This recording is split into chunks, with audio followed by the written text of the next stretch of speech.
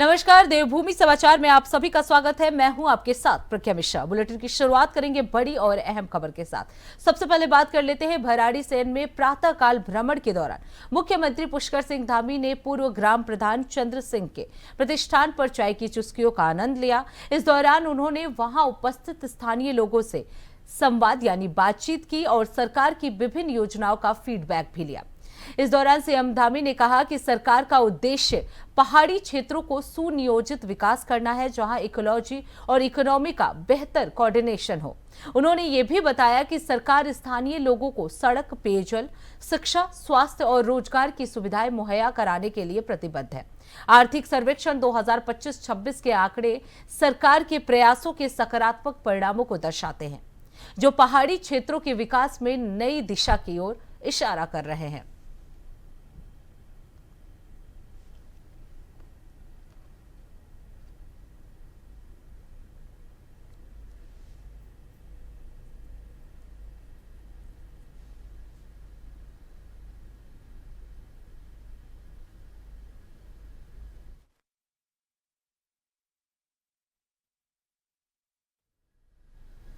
अब रुक कर लेते हैं अगली खबर की। उत्तराखंड कांग्रेस के प्रदेश अध्यक्ष गणेश गौदियाल ने पर्यटन मंत्री के बयान की कड़ी निंदा की है, जिसमें उन्होंने गैरसैंण में बने विधानसभा भवन के अलावा अन्य निर्मित भवनों को पर्यटन गतिविधियों से जोड़ने की बात की थी।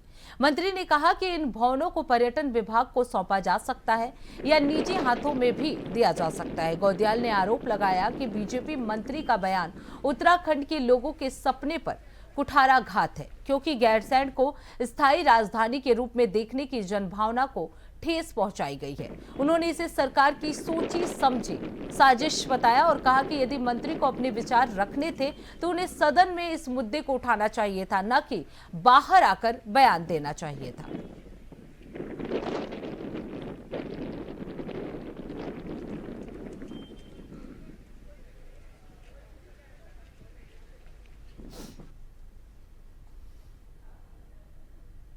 कांग्रेस शासन में गैरसैंण में राजधानी स्थापना से निमित्त जो निर्माण कार्य हुए, उनका उपयोग पर्यटन मंत्री जी के अनुसार आगे पर्यटन गतिविधि और व्यावसायिक यानी कारोबारी गतिविधियों के लिए उसका उपयोग किया जाना चाहिए, ये उनका विचार है। मेरे जैसे अनेक लोग जो भराड़ीसैंण में, गैरसैंण में उत्तराखंड की स्थायी राजधानी के रूप में सपने देखते हैं, उन सभी के दिलों पर इस वक्तव्य ने बहुत छेद किया। मतलब उन दिलों में बहुत पीड़ा हुई इससे।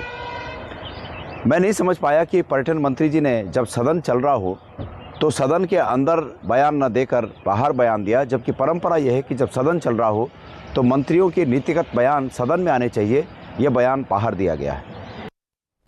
अब रुक कर लेते हैं अगली खबर की। पुरोला के बीजेपी विधायक दुर्गेश लाल ने विधानसभा में एक बार फिर रवाई घाटी और पुरोला क्षेत्र के लिए नया जिला बनाने की मांग उठाई है। उन्होंने कहा कि लंबे समय से इस क्षेत्र के लोगों की ये मांग रही है, जिससे उनका प्रशासनिक और विकास कार्य आसानी से हो सके। बीजेपी विधायक दुर्गेश्वर लाल ने बातचीत की हमारे संवाददाता अभय कैंतुरा ने देखी। राज्य में नए जिले की मांग लगातार बढ़ती जा रही है। हमारे साथ बातचीत करने के लिए पुरोला से विधायक दुर्गेश लाल जी, उनसे बातचीत करते हैं, क्योंकि उन्होंने आज फिर सदन में नया जिला बनाने की मांग करी। जो रवाई घाटी है, उस रवाई घाटी को एक नए जिले के रूप में विकसित करने की बात उनकी तरफ से कही गई। उनसे बातचीत करते हैं। सर, नई जिलों की मांग तो बढ़ रही थी, सरकार ने फिलहाल कोई जवाब तो नहीं दिया, लेकिन आपकी जो मांग है वो किस रूप में जाए समझी जा सकती है? कितने लोग अभी तक इस नए जिले बनने से लाभान्वित हो रहे हैं? मैं सबसे पहले तो आपके चैनल के माध्यम से जितने भी आपके व्यूअर्स हैं, पूरे प्रदेशवासी और मेरी विधानसभा के सम्मानित जनमानस को प्रणाम करता हूं।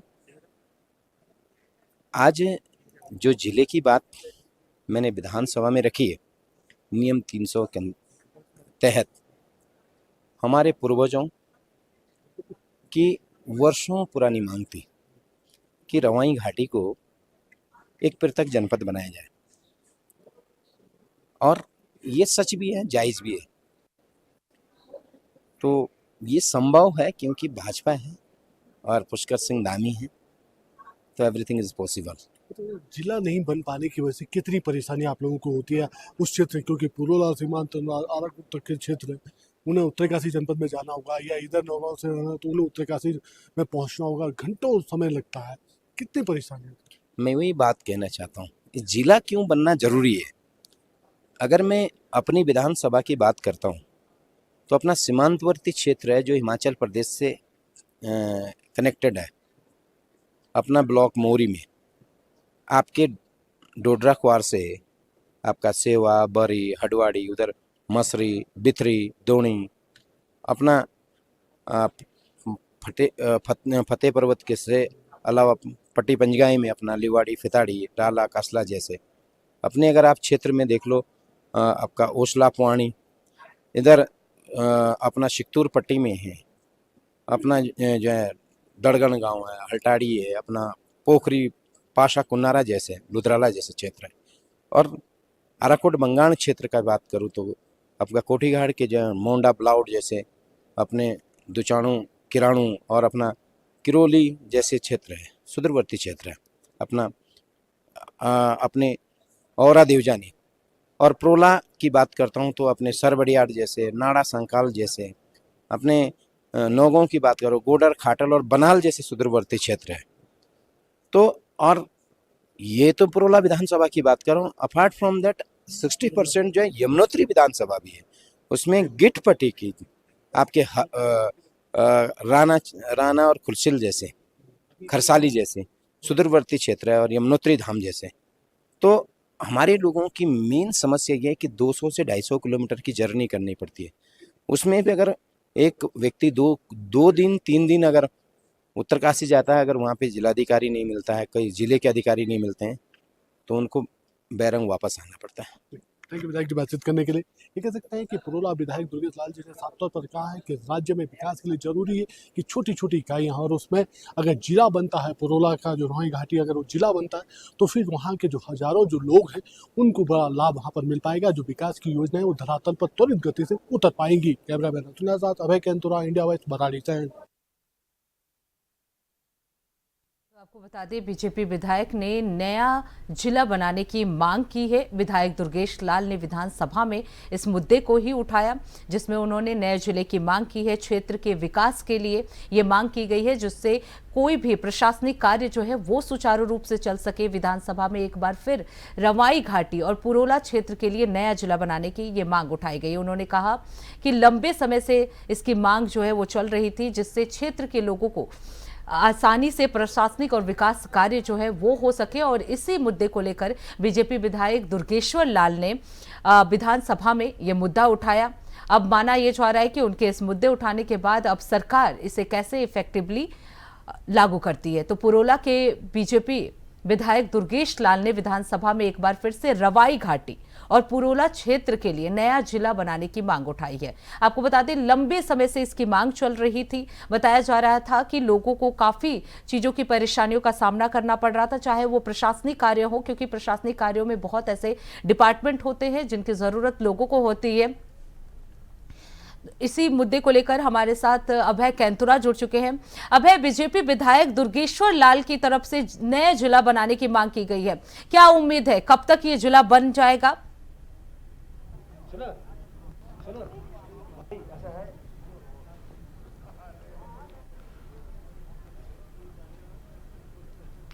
देखिए, अभी से पे कह सकते हैं कि बीजेपी विधायक की तरफ से ये मांग यहाँ पर उठाई गई है और कोशिश यही रहेगी उनकी कि राज्य सरकार से वो इस विषय पर राज्य सरकार का ध्यान आकर्षित यहाँ पर कर सकें। जो मांग उनकी यहाँ पर रही है कि रवाई घाटी को नया जिला यहाँ पर बनाया जाए, तो उस जिले पर सरकार की तरफ से क्या कुछ निर्णय लिया जाता है ये तो आने वाला वक्त बताएगा। लेकिन इतना जरूर कह सकते हैं कि लंबे समय से ये मांग उस क्षेत्र के लोगों की वहाँ पर रही है, क्योंकि जिस प्रकार से उत्तराखंड के पहाड़ी जनपदों में भौगोलिक परिदृश्य भिन्न कहा जा सकता है, जिस तरीके से वहाँ की परिस्थितियां बनती है, ऐसे में जिला मुख्यालय तक पहुंचने में उन्हें एक लंबा समय तक उन्हें वहां पर जाना पड़ता है। 8 से 10 घंटे की जर्नी वहां पर होती है और उसके बाद भी अगर अधिकारी वहां पर ना मिल पाए समय पर, तो फिर 2 से 3 दिन का समय उन लोगों को वहां पर लगता है किसी भी एक सरकारी काम को करवाने में। ये वो उस क्षेत्र की भौगोलिक परिदृश्य वहां पर दिखाता है। इसके अलावा उस क्षेत्र का जो भौगोलिक परिदृश्य में कह सकते हैं कि रिजर्व फॉरेस्ट वहां पर आता है, फॉरेस्ट के क्षेत्र वहां पर अलग से है, और जिस तरीके की नदी घाटी और परियोजनाएं वहां पर है, ऐसे में उन लोगों के विकास के लिए जरूरी है कि छोटी इकाइयों का समर्थन वहां पर किया जा सके। छोटी इकाइयों के बनने से वहां पर जो विकास की जो योजनाएं होंगी वो तेज गति से वहां पर धरातल पर उतर पाएंगे, जनता को उन योजनाओं का लाभ वहां पर मिल पाएगा। और अगर जिला अलग बन जाता है तो फिर जो उस क्षेत्र के जो लोग हैं, ये कह सकते हैं कि जो जिला मुख्यालय तक पहुंचने में जिन्हें लंबा समय व्यतीत करना पड़ता है, उन लोगों को भी एक राहत वहां पर मिल पाएगी। फिलहाल ये कह सकते हैं कि एक उम्मीद उन्होंने जताई है कि मुख्यमंत्री पुष्कर सिंह धामी है तो मुमकिन शब्द उनके साथ जोड़ा जा सकता है, क्योंकि अगर वो जनहित की समस्याओं को लेकर जिस प्रकार से सजग वहां पर रहते हैं, जिस प्रकार से निर्णय उनकी तरफ से लिए जाते हैं, तो इस विषय में भी उनकी तरफ से कुछ और निर्णय यहाँ पर लिए जा सकते हैं। और उत्तराखंड में जो नए जिलों के गठन की मांग लगातार बढ़ती जा रही है, चुनाव से पहले उन सब चीजों पर सरकार की तरफ से भी कोई एक महत्वपूर्ण निर्णय लिया जा सकता है। जी बिल्कुल अभय, जिस तरीके से आपने बताया कि जो प्रशासनिक गतिविधियां हैं वो काफी प्रभावित होती हैं, इसके अलावा और क्या चुनौतियां हैं वहां के लोगों की जिसकी वजह से रवाई घाटी और पुरेला क्षेत्र को नया जिला बनाने की मांग की जा रही है?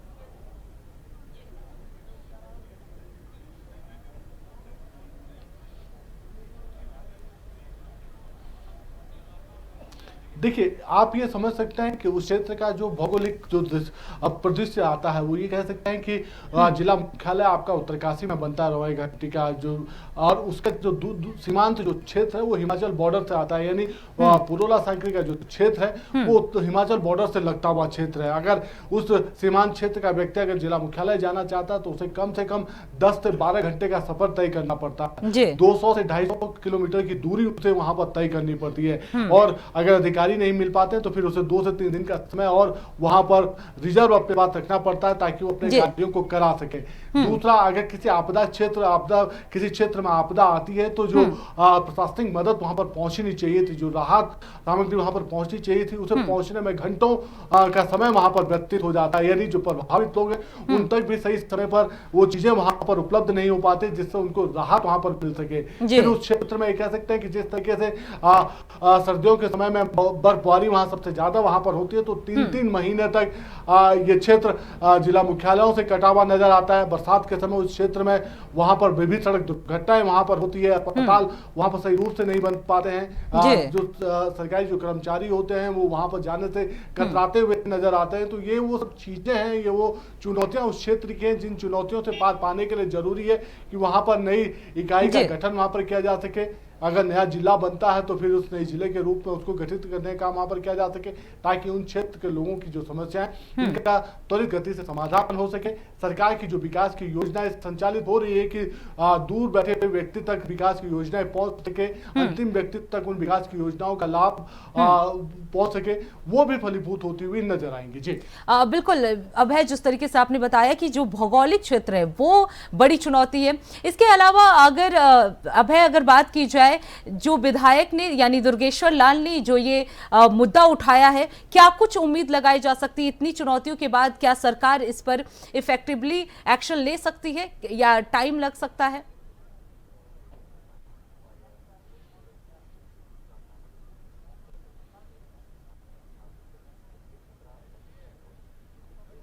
देखिए, ये कहा जा सकता है कि चुनावी वर्ष है तो चुनावी वर्ष में जरूर सरकार की तरफ से कुछ इन विषयों पर कुछ बड़े निर्णय यहाँ पर लिए जा सकते हैं, क्योंकि उत्तराखंड में सिर्फ एक अकेला रवाई घाटी नहीं है जो नई जिले के गठन की मांग यहाँ पर कर रही है, बल्कि इसके अलावा आप जो गढ़वाल का जो क्षेत्र है जिसमें कोटद्वार को नए जिले बनाने की बात वहां पर लगातार की जा रही है, कुमाऊं में रानीखेत हो या डीडी हाट हो, इनको नई जिला अलग से बनाने की बात वहां पर की जा रही है। काशीपुर के क्षेत्र में लगातार इस तरीके की मांगे वहां पर उठेगी कि जो राय भाबर वाला जो क्षेत्र है उसको नए जिले के रूप में बनाने का काम वहां पर किया जा सके, यानी जिलों की संख्या 13 से बढ़ाकर कम से कम 16 या 17 वहां पर की जा सके, ताकि राज्य में छोटी इकाइयां और बनने से जो विकास के काम है वो त्वरित गति से वहां पर किया जा सके। पूर्व की सरकार ने ये कह सकते हैं कि 2012 में इस तरीके का एक निर्णय यहाँ पर लिया था, लेकिन चुनावी वर्ष होने के समय में ये कह सकते हैं कि उस निर्णय पर अंतिम निर्णय सरकार की तरफ से यानी जो नोटिफिकेशन जारी होना चाहिए था नए जिलों के गठन का, वो वहां पर नहीं हो पाया था। तब से ये मांग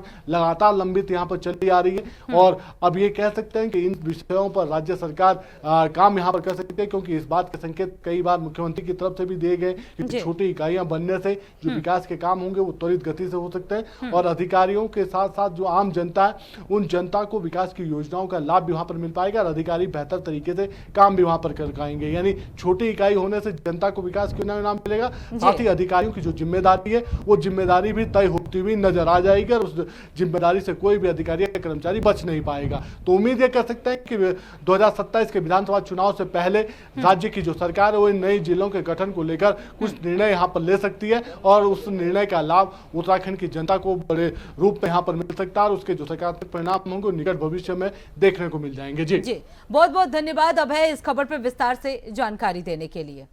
तो आपको बता दें अब नए जिले की मांग जो है विधायक दुर्गेश लाल की तरफ से उठाया गया है। विधायक दुर्गेश लाल ने विधानसभा में ये मुद्दा उठाया है। इसके साथ ही आपको बता दें ये मुद्दा जो है वो लंबे समय से चल रहा था, लंबे समय से इसकी मांग चल रही थी। अब उसके बाद से आज विधायक दुर्गेश लाल ने विधानसभा में ये मुद्दा उठाया। माना जा रहा है कि सरकार जो है इस पर जल्द ही निर्णय ले सकती है, क्योंकि ये मांग जो है वो लंबे समय से चला आ रहा था। पहाड़ी क्षेत्रों में भौगोलिक क्षेत्रों की जो स्थिति है वो काफी कठिनाईपूर्ण है। एक छोटे से ब्रेक के लिए, ब्रेक के बाद जल्द लौटेंगे। देखते रहिए इंडिया वॉइस। तो ब्रेक के बाद एक बार फिर आप सभी का स्वागत है। रुक कर लेते हैं खबरों की ओर।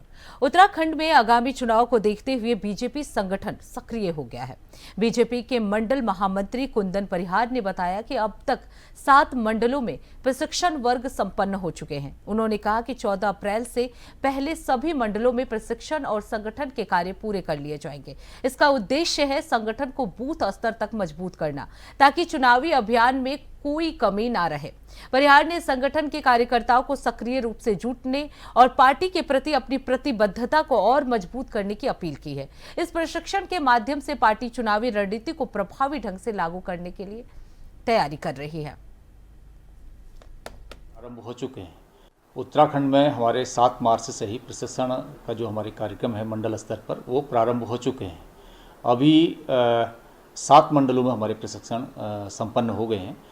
चूँकि हमारे वहाँ माननीय अमित शाह जी का कार्यक्रम था, तो बाकी मंडलों में भी हमारी जो प्रशिक्षण की जो वर्ग लगने हैं वो गतिमान है। अभी हमें जो 14 अप्रैल तक का इसका एक समय सीमा है, उससे पूर्व ही हम सभी मंडलों के जो हमारे प्रशिक्षण वर्ग हैं वो सारे संपन्न करा देंगे। अब रुक कर लेते हैं अगली खबर की। बीजेपी के वरिष्ठ विधायक और पूर्व कैबिनेट मंत्री प्रेमचंद अग्रवाल ने सभी निर्वाचित विधायकों को 4 साल पूरे होने पर बधाई दी है। उन्होंने कहा कि इन 4 वर्षों में प्रधानमंत्री मोदी की विशेष कृपा रही, जिससे राज्य में विकास के काम तेजी से हुए। अग्रवाल ने दावा किया कि बीजेपी की सरकार ने अपनी कार्यकुशलता से जनता का विश्वास जीता है और 2027 में भी पार्टी सत्ता में लौटेगी। उन्होंने बीजेपी की नीतियों और सरकार के विकास कार्यों को लेकर विश्वास व्यक्त किया और कहा पार्टी भविष्य में भी जनता की सेवा करती रहेगी। तो कार्य उनके द्वारा किए गए हैं और इधर धामी जी देखिए आज ही 10 मार्च का दिन 2022 का था कि जब चुनाव का जो रिजल्ट आ रहा था तो सभी 70 लोग चुने गए, जिसमें मैं भी शामिल हूँ। मैं उन सभी 70 विधायकों को अपनी तरफ से बहुत बधाई दे रहा हूँ, बहुत शुभकामनाएं दे रहा हूँ। जिनमें 47 लोग तो हम लोग यानी भारतीय जनता पार्टी के लिए, शेष 23 लोग अन्य भी, मैं सबको बधाई दे रहा हूँ। 4 साल में मैं एक ही बात कह सकता हूँ कि हमारे उत्तराखंड के ऊपर माननीय मोदी जी की बड़ी कृपा रही है। अनेकों कार्य उनके द्वारा किए गए हैं और इधर धामी जी जिस प्रकार से अपना कार्य, उनकी कार्यशैली है, उसके आधार पे बहुत अच्छा काम मेरे ही क्षेत्र में भी हुआ और अब सभी 70 विधानसभा क्षेत्र में हुआ है। अभी माननीय अमित शाह जी 7 मार्च को हरिद्वार में आए थे। उन्होंने एक आह्वान किया था कि हमारी सरकार की हैट्रिक बननी चाहिए। अब रुक कर लेते हैं अगली खबर की। भराड़ीसैंण में बजट सत्र के दौरान कांग्रेस विधायक मनोज तिवारी ने सत्ता पक्ष पर गंभीर आरोप लगाए हैं। उन्होंने कहा कि सदन में न तो सत्ता पक्ष नियमों के अनुसार कामकाज कर रहा है और न ही विधायकों के पूछे गए प्रश्नों का संतोषजनक जवाब मिल रहा है। तिवारी ने यह भी आरोप लगाया कि मंत्रियों का अधूरा होमवर्क सरकार के लिए चिंता का विषय होना चाहिए। उन्होंने कहा कि विपक्ष जिन महत्वपूर्ण मुद्दों पर चर्चा करना चाहता है, सरकार उन सभी से बच रही है और इस प्रकार सदन का कामकाज ठीक से नहीं चल रहा है। तिवारी ने सरकार से अपेक्षाएं जताई कि वो अपनी कार्यशैली में सुधार लाए।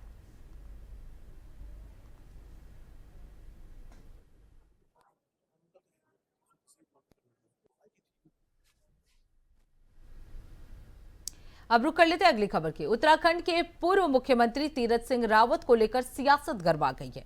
कांग्रेस प्रवक्ता गरिमा मेहरा दसौनी ने बीजेपी पर तीखा हमला करते हुए कहा कि 2017 से राज्य में बीजेपी की सरकार है, इसलिए जिम्मेदारी त्रिवेंद्र सिंह रावत से लेकर पुष्कर सिंह धामी तक सभी की बनती है। उन्होंने ये भी सवाल उठाया कि हाल ही में अमित शाह के हरिद्वार कार्यक्रम में तीरथ रावत का कोई जिक्र क्यों नहीं किया गया। उनका आरोप था कि बीजेपी ने तीरथ रावत को पूरी तरह से डिलीट कर दिया है। कांग्रेस ने इसे बीजेपी के लिए आत्ममंथन का मुद्दा बताया और इसे पार्टी की रणनीति पर सवाल उठाते हुए बीजेपी को इस पर विचार करने का आग्रह किया है।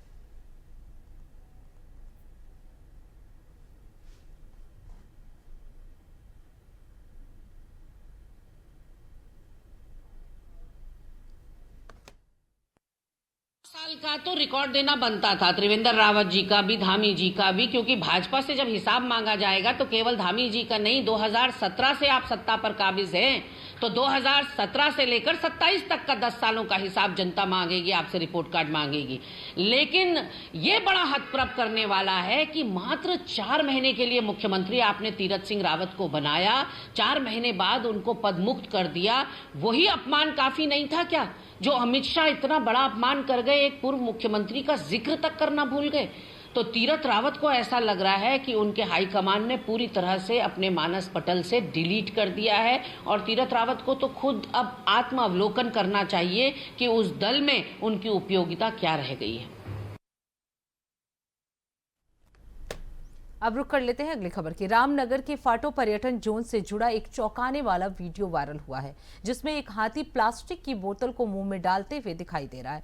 यह घटना वन्यजीवों के लिए खतरनाक साबित हो सकती है, क्योंकि प्लास्टिक का सेवन उनकी जान को जोखिम में डाल सकता है। स्थानीय जनप्रतिनिधियों और वन्य जीव प्रेमियों ने इसे गंभीर मुद्दा बताते हुए प्रशासन और वन विभाग से कार्रवाई की मांग की है। बीजेपी नेता राकेश नैनवाल ने सवाल उठाया कि जंगल में प्लास्टिक कैसे पहुंची और पर्यटकों को रोकने के लिए क्या कदम उठाए गए हैं। डीएफओ प्रकाश आर्या ने वीडियो की जांच की बात कही है और अगर ये फोटो पर्यटन जोन का है तो दोषियों के खिलाफ सख्त कार्रवाई की जाएगी। इसके साथ ही प्लास्टिक बोतलों पर प्रतिबंध लगाने और पर्यटकों को स्टेनलेस स्टील की बोतलें उपलब्ध कराने की योजना बनाई जा रही है।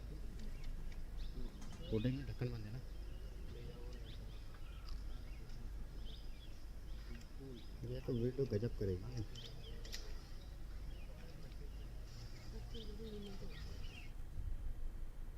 अब रुक करते हैं अगली खबर की। हरिद्वार के सिडकुल थाना क्षेत्र में पुलिस ने एक बड़ा सत्यापन अभियान चलाया है, जिसमें महादेवपुरम और रवाली महदूद इलाकों में एक साथ कार्रवाई की गई। इस दौरान कुल 407 लोगों का सत्यापन किया गया।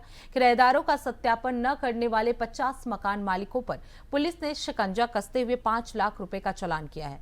पुलिस ने ड्रोन कैमरों के जरिए भी निगरानी रखी और संदिग्ध गतिविधियों पर पैनी नजर बनाए रखी है। सत्यापन के दौरान बिना वैध दस्तावेज के 20 लोगों को चिन्हित किया गया, उनमें से पूछताछ शुरू की गई है। हरिद्वार एसएसपी नवनीत सिंह भुल्लर के निर्देश पर पुलिस ने स्पष्ट संदेश दिया कि किराएदार और बाहरी व्यक्तियों का सत्यापन अनिवार्य है, ताकि सुरक्षा सुनिश्चित की जा सके।